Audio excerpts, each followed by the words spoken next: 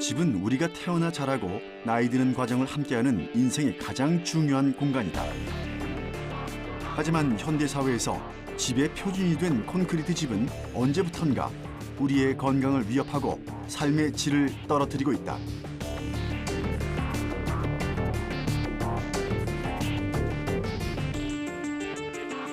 유해가스가 지금 나오는데 지금 마시고 있는 거잖아요.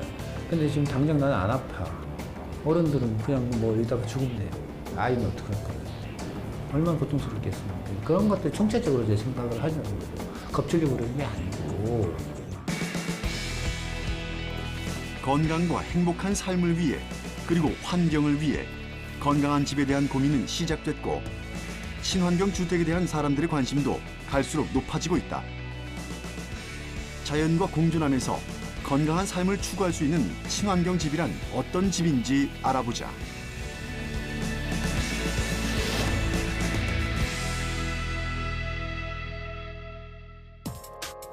신축 아파트나 건물에 입주한 후 새집 특유의 냄새나 각종 화학물질로 인해 고통을 호소하는 경우가 종종 있다. 이른바 새집 증후군이다. 새 것들로만 갖춘 새 집일수록 건강에는 취약한 셈입니다.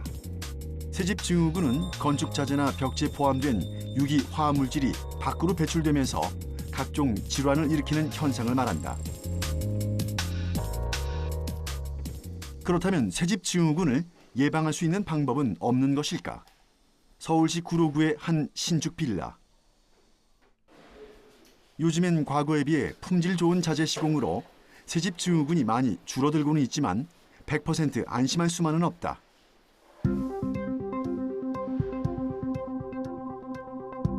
새집 증후군을 일으키는 유해 물질은 포름알데하이드, 벤젠, 톨루엔 등이 대표적인데 특히 포름알데하이드 성분은 발암물질로 분류돼 각별한 주의가 필요하다.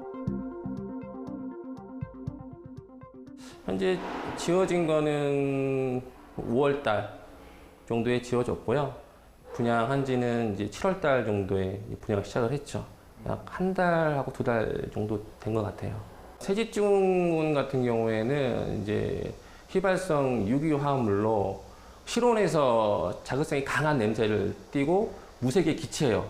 이걸 보통 메탄 R이라고도 저희가 표현을 하고 물질이라고 합니다. 포름알데하이드는 각종 접착제를 시작으로 바닥재, 파티클 보드나 합판 중에 많이 함유돼 있다. 과연 이 새집에서 포름알데하이드가 배출될까? 측정기를 통해 직접 확인해 본 결과 첫 번째 방문했던 집에서는 다행히 전혀 검출되지 않았다. 여기는 좀 왜 안 나온 거예요, 새집인데? 요즘에는 이제 친환경 자재나 친환경 접착제를 많이 사용을 하고요. 그러다 보니까 예전과는 다르게 이 포름알데히드 같은 물질이 잘 검출되고 있지는 않아요, 사실상은. 그렇다고 해서 이 모든 건축물에 대한 이 포름알데히드 기준은 사실상 없습니다, 법적으로. 근데 하지만 권고사항만 있을 뿐이에요. 그게 0.1 ppm 정도 이하로 권고를 하고 있고요. 만약에 우리가 0.5 ppm 이상으로 올라간다고 하면은 몸에서부터 일단 느낍니다, 자극적으로.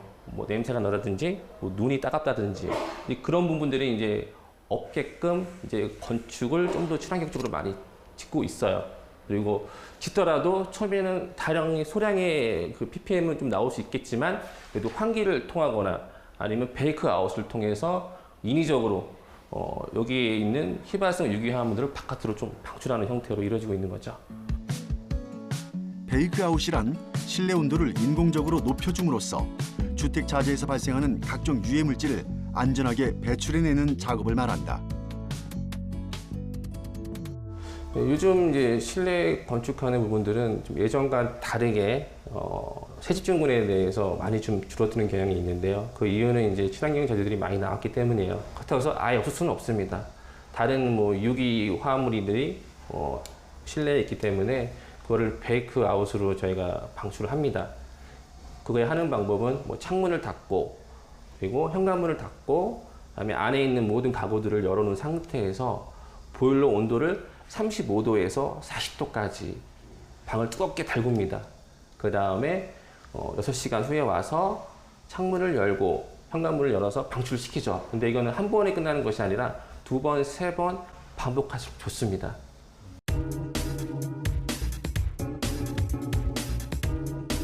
베이크아웃이 정말 효과가 있는지 또 다른 집과 비교해 보기로 했다. 두 번째 집. 아직 베이크아웃 작업을 실시하지 않은 곳이다. 과연 수치에 차이가 있을까?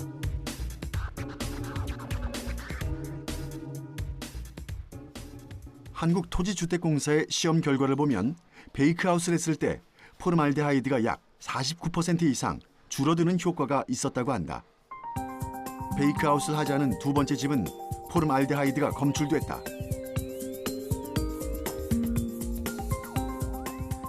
(0.44 ppm) 정도면 우리가 몸으로 느꼈을 때 눈이 따갑거나 냄새를 나는 정도의 수치라고 볼 수가 있어요. 근데 왜 밑에는 안 나오고 여기는 나온 거예요?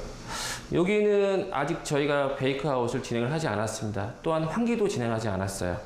근데 우리가 분양을 시작을 하면은 베이크아웃도 진행을 하고 환기도 진행을 합니다. 그러면 이 오염 수치가 떨어질 수 있죠. 많이요.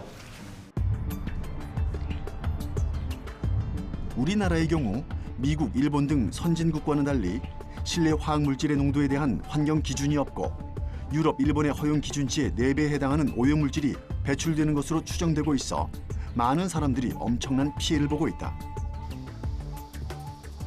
서울의 한 아파트. 오래된 아파트 내부 자재를 친환경 자재로 바꾸는 리모델링 공사가 진행 중이라는데 소비자들이 친환경 인테리어에 관심을 갖는 가장 큰 이유는 가족의 건강 때문이다. 네, 여기가 지금 현재 한 25년에서 30년 정도 된 아파트이고요. 지금 여기 공사를 의뢰하신 분은 지금 집사람분이 임신을 하셔가지고 발암물질하고 이제 아이들이 이제 컸을 때 아토피 이런 것들 때문에 저희한테 공사 의뢰가 지금 들어왔고요. 그래가지고 저희는 그거에 대해 최대한 친환경적인 제품을 사용해가지고 이제 그런 아토피나 뭐 이런 거를 예방하는 차원에서 저희가 공사를 진행하게 되었습니다. 병든 집 증후군으로도 불리는 헌집 증후군. 노후된 건물에서 나오는 오염물질로 호흡기 질환이나 천식, 아토피 피부염을 유발하는 등 새집 증후군 못지않게 질병에 노출돼 있다.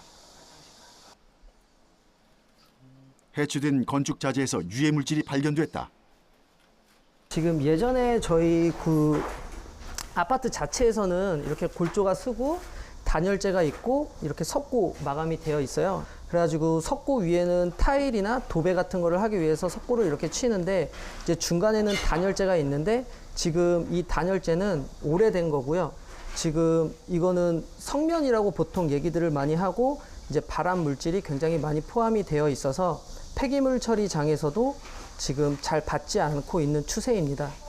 성면은 세계보건기구 산하 국제암연구소에서 지정된 1급 발암물질이다. 가루를 마시면 폐암이나 폐염증을 유발할 수 있고 늑막이나 흉막에도 악성 종양이 생길 수 있다. 이 같은 이유로 2009년부터는 성면이 함유된 건축자재 사용이 전면 금지됐다. 하지만 학교와 아파트 등 오래된 건물에는 여전히 남아있는 상황이다.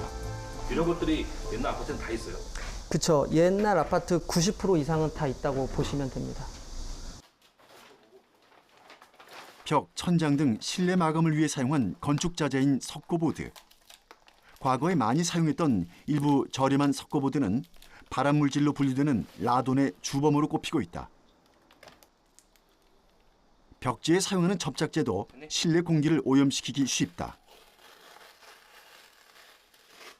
공사를 하다 보면 이렇게 이제 폐기물이 많이 생기는데 지금 보면은 이런 거 본드나 뭐 이런 석고보드 이런 거 같은 경우에도 지금 기준이 없어요. 기준이 없다 보니 얼마나 몸에 안 좋고 유해한지 지금 뭐 따로 정해진 거는 없고요. 예. 그리고 여기 보시는 것처럼 이거는 이제 도배지인데 유성 도장하고 수성 도장하고 이렇게 나눠져요. 인쇄도 마찬가지고 유성과 수성이 나눠지는데 예전에는 유성 같은 도배지를 많이 썼어요. 그러다 보니 유성 같은 경우에는 이제 발암물질이라든지 뭐 그런 몸에 안 좋은 것들이 많이 이제 포함이 되어 있고 요즘은 이런 벽지들은 쓰지 않고 이제 수성으로 된 이제 몸에 좋은 그런 천연 벽지로 많이 사용이 되고 있습니다. 비단 건강을 생각하는 차원을 떠나서 친환경 자재를 활용한 인테리어는 환경에도 긍정적인 영향을 준다. 아예 설계 당시부터 친환경 주거 트렌드를 고려한 아파트가 분양 당시에도 큰 인기를 끌었다. 다소 비용을 지불하고라도 친환경 건축 자재에 대한 인기가 꾸준히 증가하자 건설사마다 친환경 자재와 친환경 인증 마크를 획득하는 등 다양한 노력을 기울이고 있다. 그 실내 공간의 쾌적성이라든가 건강성 이런 것들이 굉장히 중시되고 있죠. 그러다 보니까 자재는 이제 과거에 콘크리트가 가지고 있는 유해한 요소들을 놓치고 왔었는데 거기서 굉장히 많은 유해가스가 나오는 것들이 이제 뭐 다 공피가 됐고 그렇기 때문에 자재가 친환경적 자재로 서서히 바뀌고 있고 특히 이제 노유자 어르신들을 모시고 사는 집이나 어르신들이 사는 집 내지는 이제 어린아이들이 있는 집들은 이제 휘발성 유기화합물이라고 해서 새집 증후군에서 나오는 여러 가지 유해가스가 안 나오는 자재들로 대체하고 있는 그런 상황들입니다.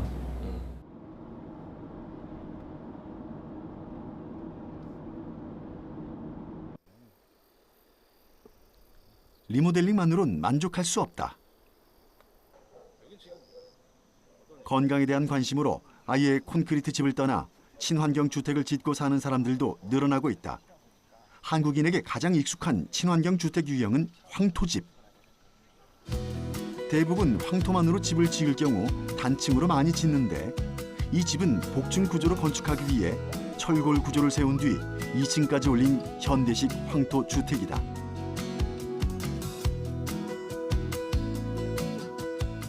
황토 벽돌을 이용해 2층 이상의 건축을 하려면 나무 기둥 이외에 다른 방법으로 철골이나 철근을 이용해 건축하는 현대식 건축법도 접목되고 있다. 또 다양한 방법으로 흙집의 단점들을 보완하는 건축법들이 시도되고 있다. 네, 이 벽을 보시면요. 겉모습으로 봤을 때는 황토벽돌 같지가 않거든요. 근데 요즘에 젊은 분이나 아니면 시대 취향이 황토벽돌보다는 다른 전원주택처럼 고급스럽게 보이기 위하여 황토벽 겉면에 다시 이렇게 치장벽돌을 붙이는 것입니다. 예. 근데 이런 식으로 다른 돌로 마감을 해버리면은 그 황토의 기능이 있잖아요. 예, 예. 뭐 바깥하고 안쪽을 이렇게 서로 숨쉬어서 뭐 통하게 하는 그런 기능들이 있다고 예. 알고 있는데 예, 예. 그런 기능들을 이렇게 방해하는 거 아니에요? 고유 기능이 있는데 여기를 보시면은 벽면에 틈이 많이 있거든요. 그리고 황토 이 틈을 통해서 황토 벽돌에 공기와 습도가 만나고 이 벽돌이 다시 내부와 호흡을 하기 때문에요. 전혀 문제가 없습니다. 그러니까 이런 건 단순히 인테리어 때문에 있는 거예요? 아니면 또 다른 또 기능이 있어요? 빗물이라든가 햇볕에 의해서 변색되는 것 그런 것을 막아줄 수가 있거든요. 황토 벽돌의 단점은 빗물을 많이 맞게 되면은 그 이제 조직이 약화될 수가 있거든요. 그거를 보호해 주는 게 이런 외벽이 되겠습니다. 기존 황토주택의 장점은 살리고 단점은 보완한 멋진 2층 황토집의 주인은 누구일까? 지금 원래 어디 사시다가 이렇게 내려와서 지금 사게 되신 거예요? 안성 시내에서 살았어요. 아파트에서 한 27년을 살았습니다. 아파트에서 결혼하면서. 근데 이제 그렇습니다. 그러면 여기는 언제 오시게 돼요? 2015년 6월에 왔습니다. 시내에서만 30년 가까이 살면서 숨 막히고 답답하다는 생각이 늘 머릿속을 떠나지 않았다는 부부.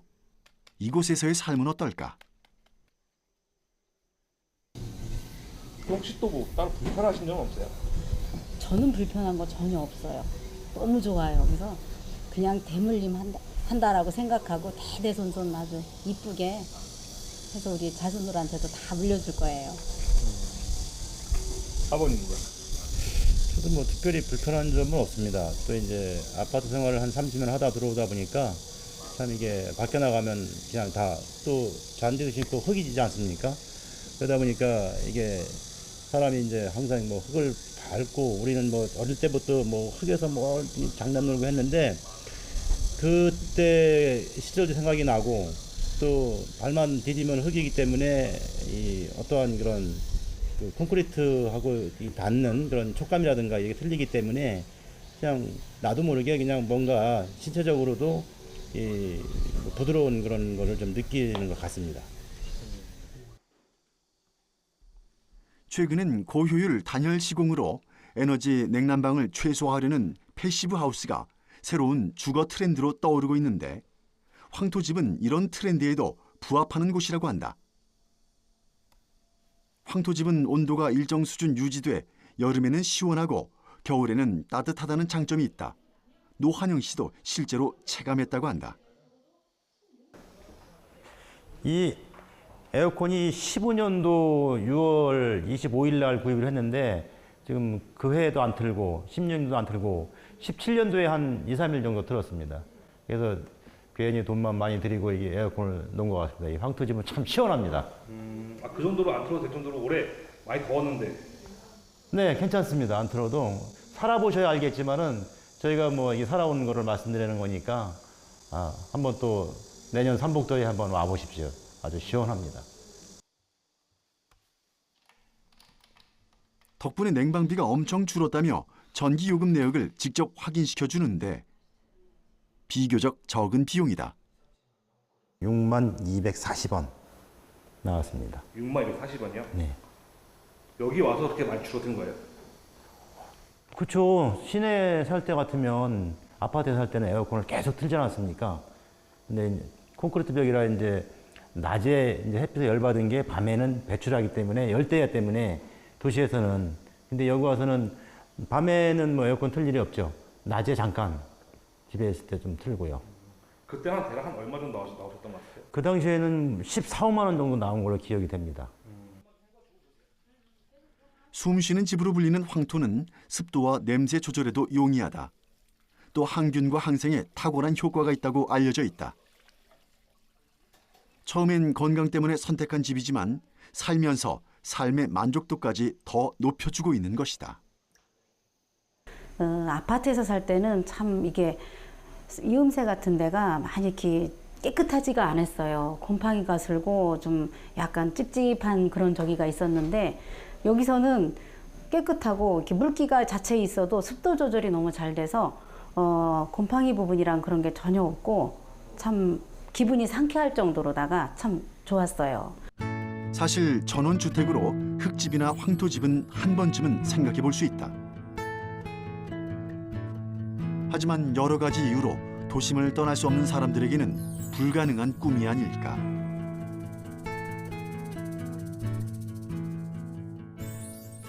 이런 의문에 답해줄 집이 있다고 해서 찾아가 봤다. 서울시 은평구 불광동. 빼곡한 주택 사이에 자리 잡고 있는 이 주택은 어떤 집일까?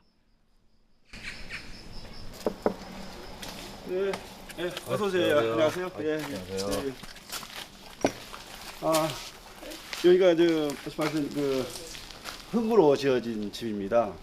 예, 흙과 나무를 사용해서 친환경적으로 이렇게 지어진 집입니다. 안에 들어가 보실까요?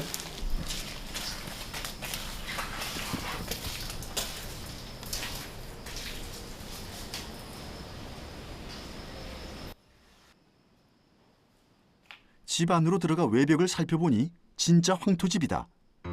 처음엔 황토집이라고 하면 많은 이들이 벽체 갈라짐을 떠올리고 시공을 망설이기도 한다. 황토가 마른 뒤 균열이 발생하면 미관상 깔끔하지 않고 다시 메워야 하는 번거로움이 있기 때문이다. 그래서 황토에 경화제를 넣거나 백시멘트 등 첨가물을 섞는 경우도 덜어 있다고 한다. 하지만 이런 황토는 고유 기능인 숨쉬는 기능을 마비시키고 유익한 미생물을 모두 죽인다. 결국 무늬만 황토집일 뿐 진정한 황토집 효과는 기대할 수 없게 되는 것. 임홍택 씨가 그런 무늬만 황토집이 아닌 진짜 황토집을 원한 이유가 따로 있다.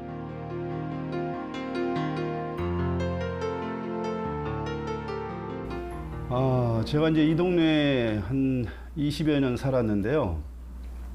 요 밑에 이제 저 찻길 근처에서 한 5, 6년 살 때 저희 집사람 이거 이제 아들이 있는데 아들은 아토피가 좀 심했고 우리 그 집사람은 천식이 겨울만 되면 엄청 심했어요.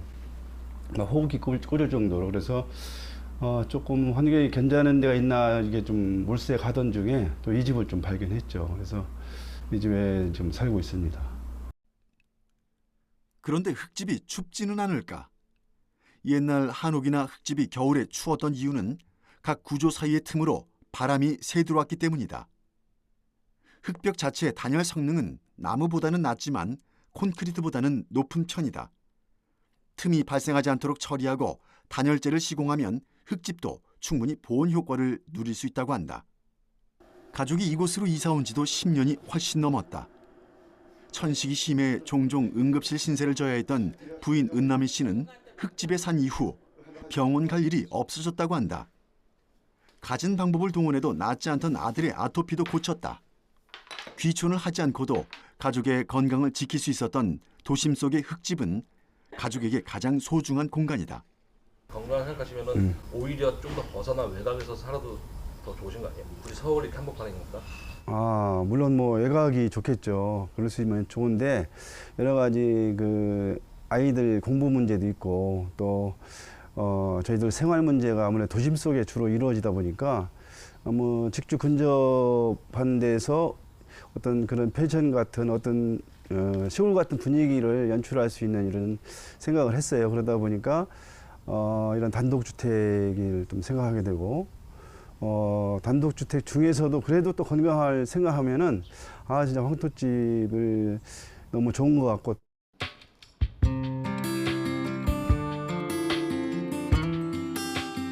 나와 가족의 건강을 되찾고 삶의 여유와 행복을 얻을 수 있는 집. 어쩌면 그것이 집에서 얻는 최상의 가치가 아닐까.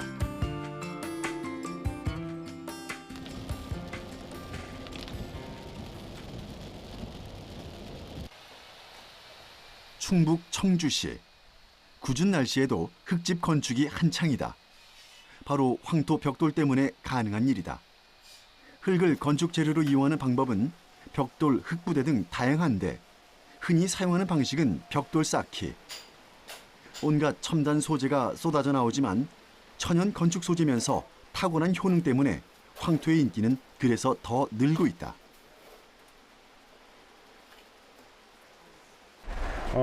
아무래도 이제 그 귀농하시는 분들이나 귀촌하시는 분들 이런 분들이 이제 그 자연 환경 속에서 좀 더 효과를 보기 위해서 이 황토집을 짓는다고 보시면 돼요. 집을 어떻게 짓느냐에 따라 조금씩 다르긴 하지만 대체적으로 85제곱미터 26평의 집을 짓는 데는 벽돌 약 4천여 장 정도가 필요하다. 단단한 벽돌 형태로 촘촘히 쌓아 올렸다고는 하나 흙인데 구조적으로 안전은 할까? 근데 아무리 그렇게 한다 그래도 어쨌든 흙이잖아요. 그러면 어쨌든 그런 강도나 그런 게 좀 약할 것 같은데 이런 것도 괜찮아요. 어쨌든 집은 좀 안전해야 되잖아요.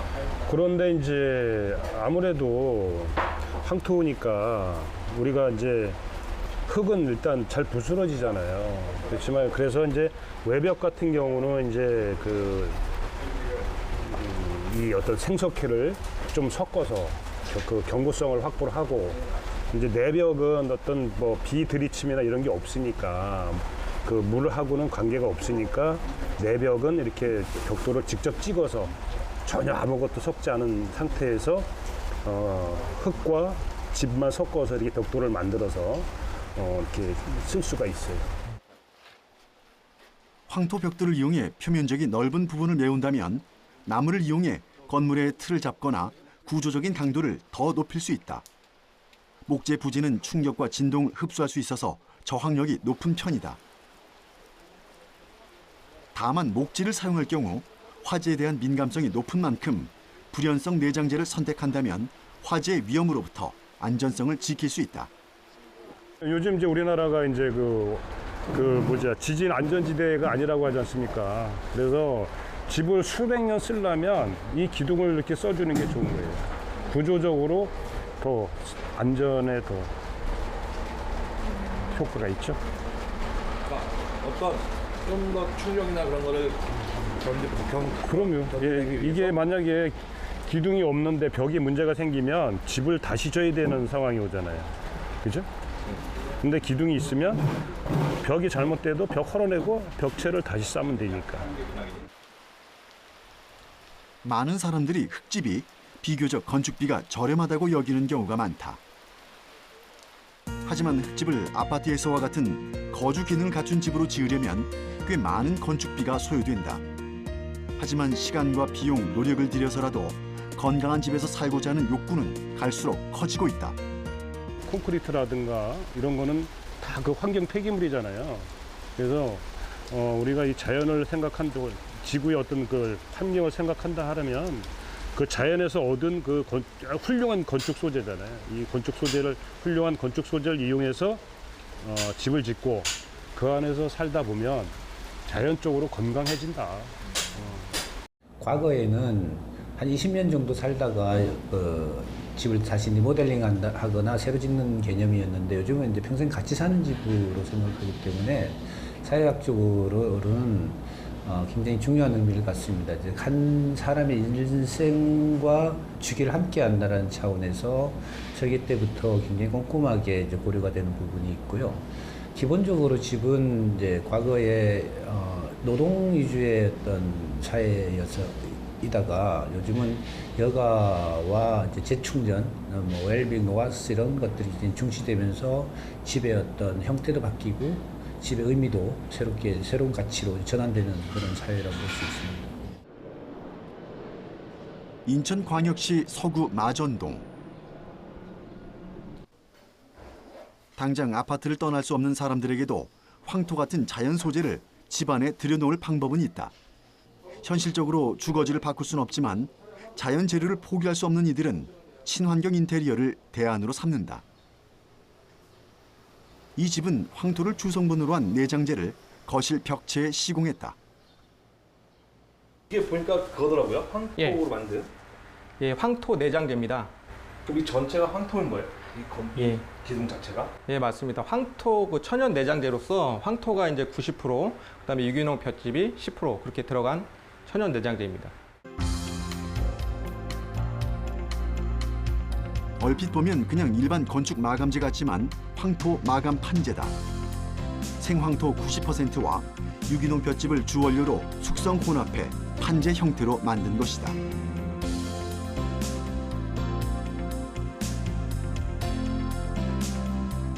인테리어 효과를 누리는 동시에 황토가 주 원료인 만큼 황토의 효능을 그대로 발휘하는 장점이 있다.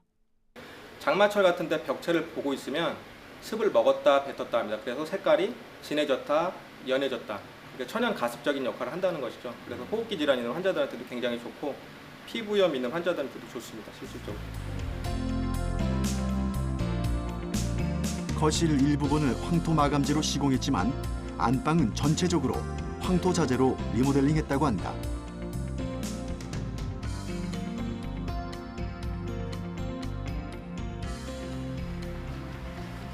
김정남 씨가 이 황토방에 가장 특별한 애착을 갖는 이유는 이곳에서 잠을 자고 생활한 이후로 건강이 좋아졌다고 믿기 때문이다.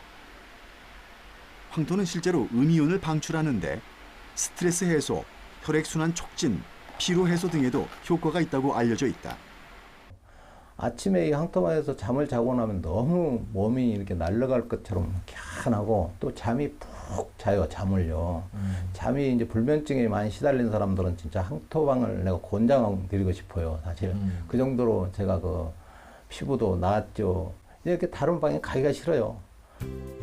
건물 내부의 벽체, 바닥재, 천장 등의 인테리어 마감재 형태로 사용하면 석고보드와 같은 손쉬운 방법으로 말끔하게 시공되는 장점이 있다.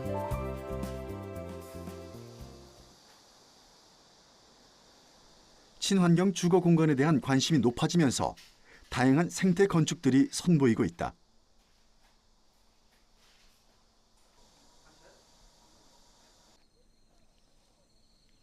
전통 소재인 흙과 나무에 이어 볏짚도 건축 재료로 사용되고 있다. 바로 스트로베일 하우스.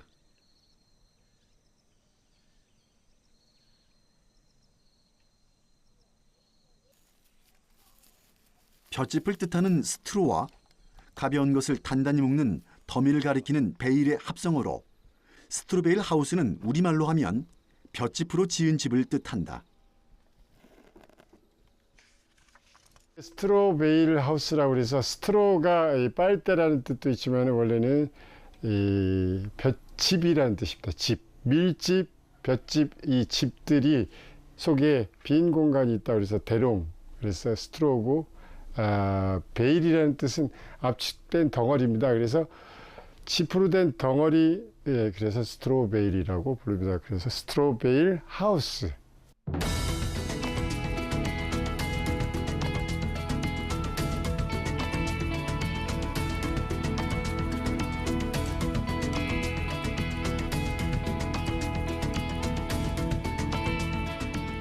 육면체 모양으로 압축한 볏짚을 사용하는데 압축 볏짚은 벽돌과 같은 역할을 한다. 뭉치면 강해진다는 말. 볏짚도 마찬가지. 하나쯤이야 손으로 뚝 끊을 수 있지만 수백, 수천 가닥을 뭉치면 특별한 도구 없이는 안간힘을 써도 끊기 어렵다고 한다. 압축 볏단으로 지은 스트로베일 하우스는 짚을 압축해 강도가 상당한 블록을 쌓아 만든다. 하지만 의구심이 가는 것이 사실이다. 볏짚으로 만든 집이 과연 안전할까? 모든 벽에 다 들어가요 이게. 예, 모든 벽에 이 특히나 우리가 바깥 공기와 만나서 이것을 이렇게 그 소통하게 해주는 벽들, 외부 벽들은 다 스트로베일 이 볏짚이 들어가고 있죠. 근데 어쨌든 집이라는 게 그런 어떤 뭐 기능성도 중요하지만은 예. 튼튼해야 되잖아요. 예, 예. 근데 이렇게 볏짚으로만 세운 집이 튼튼하긴 해요. 예, 이거는 구조하고 상관없이 단열재 역할이다 이렇게 생각하시면 돼요. 그러면은 여기에 그 속에 먼저 들어간 나무 기둥들이 우선 이 전체의 뼈대를 다 잡아주고 여기 있는 볏짚은 단열의 역할이나 습도 조절의 역할을 하고 얘 밖에다가 우리가 미장을 하는 것이 다시 이 집의 구조를 보강해줘서 아주 튼튼한 집이 되죠. 자연 소재를 사용한 만큼 단열 효과가 높으며 산소가 들어갈 틈이 없어 화재에도 강하다. 외국의 안전 테스트 결과 스트로베일 하우스의 벽은 섭씨 1000도가 넘는 고열로 2시간 넘게 가열해도 전혀 불이 붙지 않았으며 반대편 벽의 온도 상승은 5도 이하였다.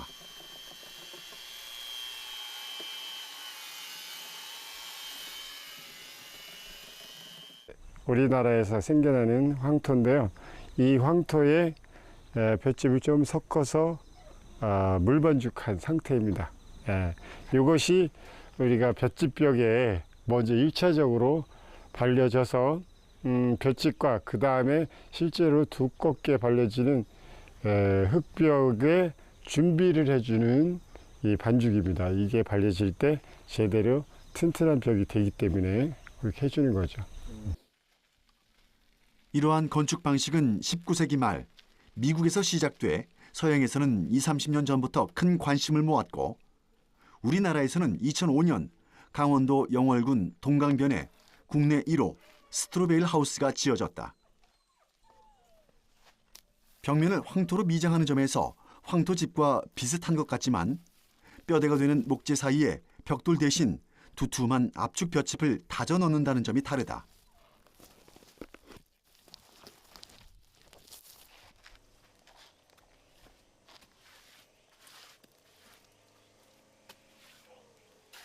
이런 방식의 집짓기는 130년 전 미국에서 생겨났어요.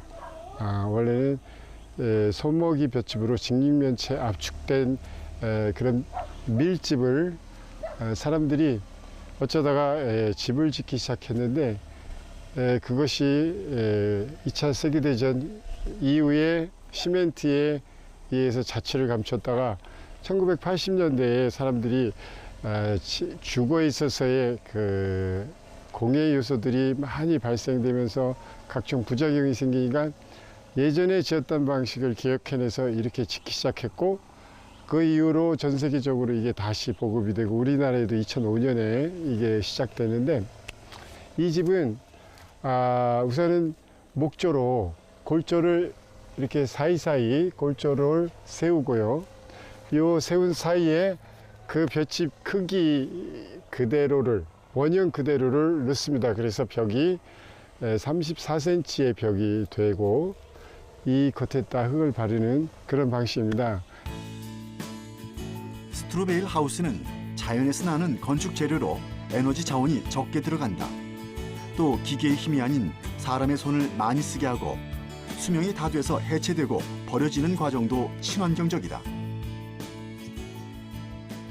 예, 기존 집들은 짓는 과정에서도 환경적으로 주위의 환경을 오염시키고 그다음에 살고 있는 동안에도 이 집이 그 공간 안에 사는 사람에게 완전히 갇혀 있는 공간 속에서 내부에 유해가스를 이렇게 정화나 배출하지도 못하는 구조죠. 그다음에 에너지 소비가 굉장하고 그것이 다시 인간한테 피해로 돌아오고 있는 건데 이 스트로베일 하우스는 근처에서 구하는 천연적인 자재로 어떤 가공을 별로 거치지 않고 사용되기 때문에 에너지도 덜 들고 결국 나중에 이 집이 해체되는 시점에서도 천연적인 자재이기 때문에 자연으로 완전히 100% 돌아간다는 것에 있어서는 넓은 의미에서의 건강성을 갖고 있는 거죠.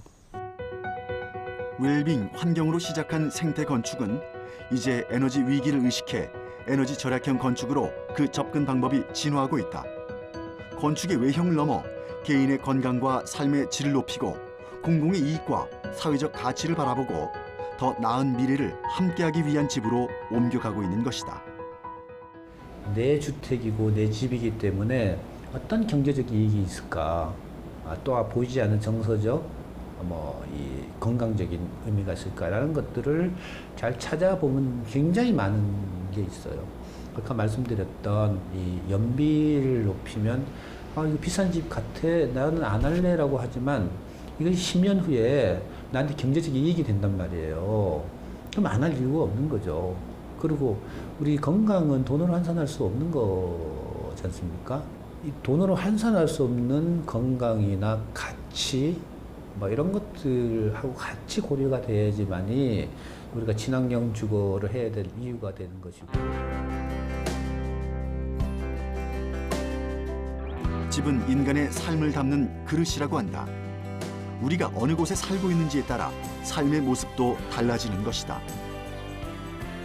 우리가 살고 있는 앞으로 살아가야 할 집에 대해 스스로에게 한 번쯤은 되물어보자. 내가 살고 있는 집은 과연 어디인가? 집의 진정한 의미와 가치에 대해 생각해보자.